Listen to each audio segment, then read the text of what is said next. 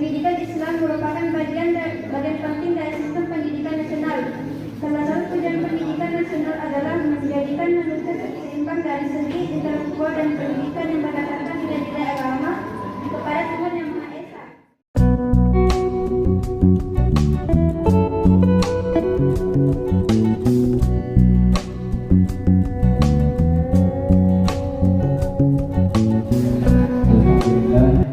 Alhamdulillahirrahmanirrahim.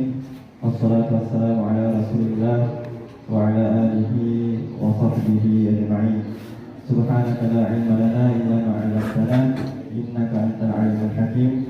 Wa rabbi shrah li sadri wa yassir li amri wahlul 'uqdatam min lisani yafqahu qawli. Baik, pertama-tama sebelum kami memaparkan materi kami, sebelumnya kami mengucapkan banyak terima kasih kepada dosen pengampu mata kuliah telah kurikulum telah mempersilahkan kelompok kami untuk memaparkan materi kami sendiri. Adapun sebagai pembuka dimulainya pemaparan materi kami, yaitu yang ingin kami bahas secara garis besarnya, yaitu yang pertama, sejarah perkembangan kurikulum PAI dalam sistem pendidikan nasional. Yang pertama, kemudian yang kedua, posisi strategi kurikulum PAI dalam Undang-Undang Sisdiknas Sistem Pendidikan Nasional Nomor 20 Tahun 2003. Nah, untuk kejelasan dari materi kami, alangkah baiknya kalau kita memulai dengan mempersilahkan pemateri yang pertama. Dengan ini disilahkan. Sejarah perkembangan kurikulum PAI dalam sistem pendidikan nasional. Sebagai negara yang berdasarkan agama, pendidikan agama tidak dapat diabaikan dalam penyelenggaraan pendidikan nasional. Umat beragama beserta lembaga-lembaga keagamaan Indonesia merupakan potensi besar dan sebagai modal dasar dalam pembangunan mental spiritual bangsa dan merupakan potensi nasional dalam pembangunan fisik material dan bangsa Indonesia.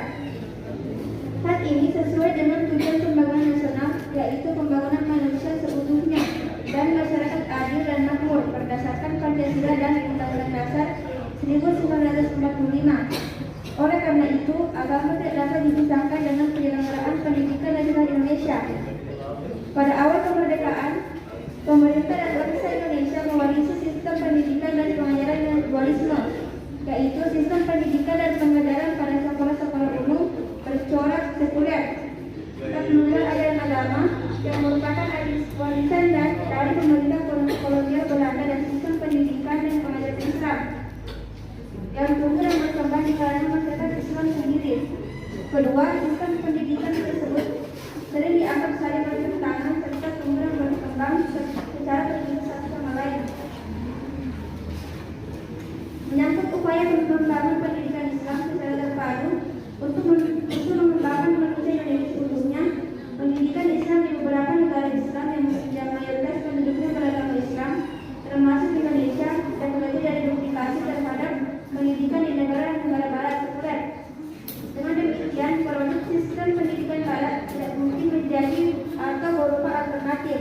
Karena itu, tantangan yang mendasar bagi pendidikan Islam saat ini adalah mencari sistem pendidikan alternatif sebagai sintesa dari berbagai sistem pendidikan yang ada.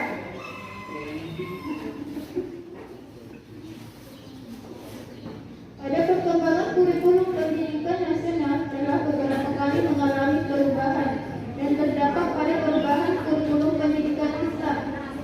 Yang pertama itu pada kurikulum 1947. Kurikulum ini dalam prakteknya baru dilaksanakan pada 1950. Oleh sebab itu banyak kalangan menyebutkan bahwa perkembangan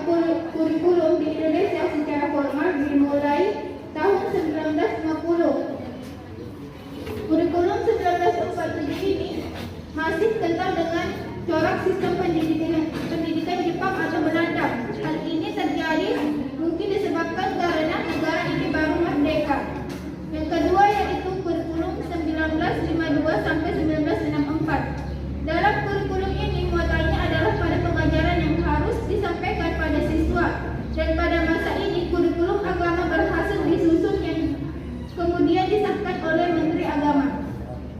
Yang ketiga yaitu kurikulum 1968. Kurikulum 1968 ini adalah penyempurnaan dari kurikulum 1964. Sejak kemerdekaan, kurikulum ini menjadi model kurikulum terintegrasi. Fokus kurikulum ini tidak lagi Pancawardhana sebagai kurikulum 1964. Yang keempat yaitu kurikulum 1975. Dalam kurikulum ini, orientasi pendidikan adalah untuk meningkatkan efektivitas dan efisiensi kegiatan belajar mengajar.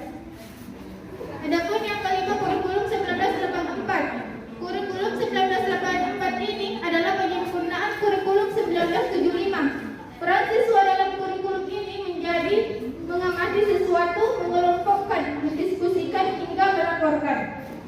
Kurikulum 1994 dan suplemen kurikulum 1999.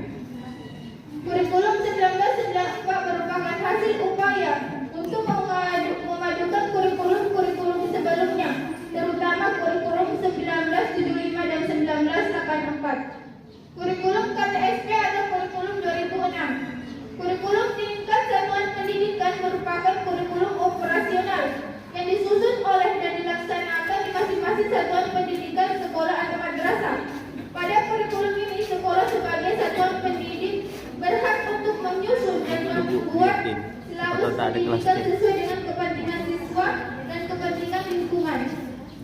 Kurikulum 2013. Berikut adalah ciri-ciri yang melekat pada kurikulum 2013, yaitu mewujudkan pendidikan berkarakter. Pendidikan berkarakter sebenarnya merupakan karakter dan ciri pokok kurikulum pendidikan sebelumnya, di mana dalam kurikulum tersebut dituntut sebagai bagaimana mencetak peserta didik dan memiliki karakter yang baik, bermoral dan memiliki budi pekerti yang baik. Berarti tanggal 7 saja. B. Posisi strategis pendidikan Islam di Indonesia dalam Undang-Undang Nomor 20 Tahun 2003 tentang Sistem Pendidikan Nasional. Mengetahui posisi strategis sistem pendidikan Islam setelah lahirnya Undang-Undang Nomor 20 Tahun 2003 tentang Sistemnya secara jelasnya dapat dianalisa dari poin-poin pasal yang terkandung dalam Undang-Undang Nomor 20 Tahun 2003 tentang Sistem Pendidikan di Indonesia. Di hubungan sistem pendidikan Islam di Indonesia serta pemikiran para ahli tentang hal tersebut, di mana secara jelasnya tentang hal tersebut dapat dilihat pada penjelasan berikut. Pada pasal 3 Undang-Undang Nomor 20 Tahun 2003 tentang Sistem Pendidikan Nasional dikemukakan sebagai berikut. Pendidikan nasional berfungsi mengembangkan kemampuan dan membentuk watak serta peradaban bangsa yang bermartabat dalam upaya mencerdaskan kehidupan bangsa. Bertujuan untuk berkembangnya peserta didik agar menjadi manusia yang beriman dan bertakwa kepada Tuhan Yang Maha Esa, berhak mulia, sehat, cakap, kreatif, mandiri, dan menjadi warga negara yang demokratis serta bertanggung jawab. Bila dipahami secara mendalam tentang konsep yang ingin dicapai dari kegiatan pendidikan nasional tersebut adalah konsep yang dianut dalam kegiatan pendidikan Islam. Sebab inti dari kegiatan pelaksanaan pendidikan Islam adalah proses pendidikan yang dilaksanakan berdasarkan pada ajaran Islam dengan tujuan untuk melahirkan manusia yang hidup sesuai dengan nilai-nilai ajaran Islam, berupa beriman dan bertakwa kepada Allah Subhanahu wa Ta'ala, berakhlak mulia, menjalin hubungan yang baik dengan sesama manusia dan makhluk Allah, mengembangkan sistem toleransi dalam kehidupan beragama, selalu melestarikan dan memanfaatkan alam semesta dengan sebaik-baiknya, di mana semua harus dengan aturan dari Allah, sehingga proses pendidikan yang diikuti manusia dapat mencapai kesempurnaan hidup di dunia dan keselamatan hidup di akhirat kelak. Untuk mewujudkan manusia yang beriman dan bertakwa kepada Allah Subhanahu wa Ta'ala, cerdas, terampil, memiliki etos kerja yang tinggi, berbudi pekerti luhur, mandiri dan bertanggung jawab terhadap dirinya, bangsa dan negara serta sempadan sejarah kehidupan manusia.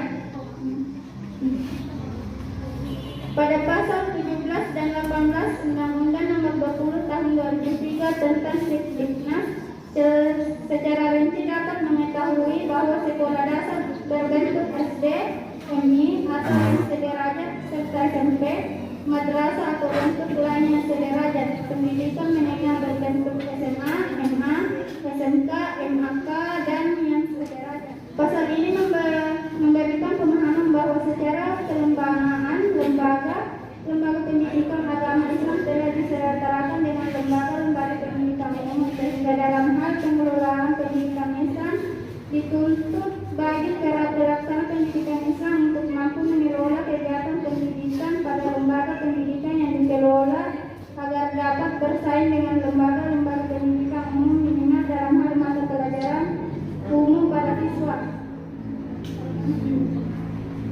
Dengan demikian, berdasarkan penjelasan di atas tentang posisi strategis pendidikan Islam dalam Undang-Undang Nomor 20 Tahun 2003 tentang Sisdiknas, diketahui bahwa sistem pendidikan Islam menjadi bagian utama dari kegiatan pendidikan nasional.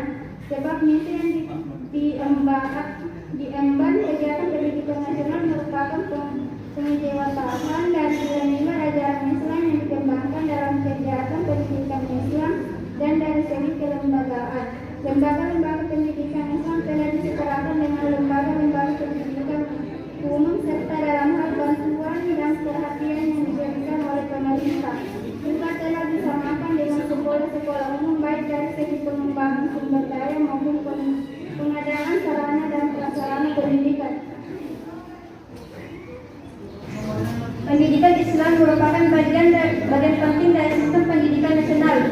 Salah satu tujuan pendidikan nasional adalah menjadikan manusia seimbang dari segi intelektual dan pendidikan yang berdasarkan nilai-nilai agama kepada Tuhan Yang Maha Esa.